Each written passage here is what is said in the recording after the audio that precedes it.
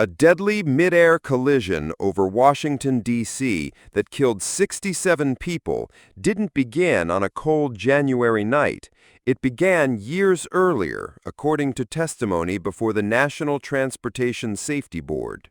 On January 29, 2025, an American Airlines regional jet and a U.S. Army Black Hawk helicopter slammed into each other above the Potomac River near Reagan National Airport.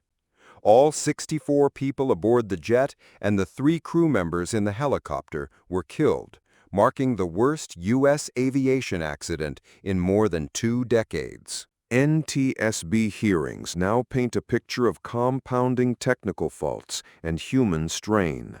First, the helicopter. Investigators discovered it was flying about 300 feet above the river, roughly 100 feet higher than cleared. The pilots likely didn't know their barometric altimeter was misreading altitude. Subsequent tests on helicopters from the same Army unit showed errors of up to 130 feet.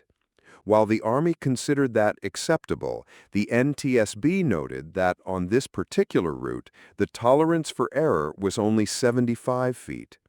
Making matters worse, the helicopter was an older model without the more precise computers installed on newer versions. Then came the pressure inside the control tower.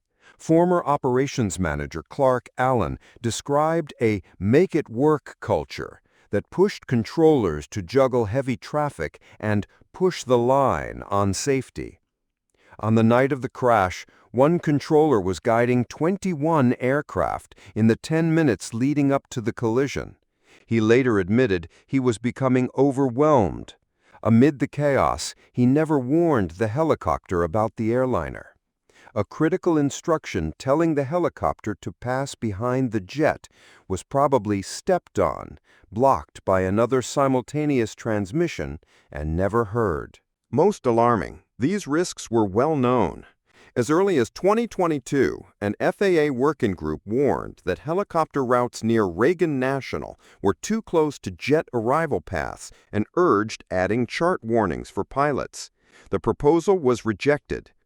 During the hearing, NTSB Chair Jennifer Homendy castigated the FAA's inaction, asking, "67 people are dead, how do you explain that?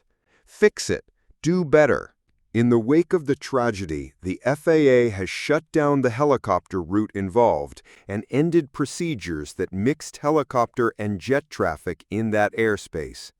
The NTSB's final report, expected within the year, will assign official blame, but the hearings have already made one thing clear. This disaster wasn't a freak occurrence. It was the foreseeable result of faulty equipment, overstretched controllers, and warnings that went unheeded for years.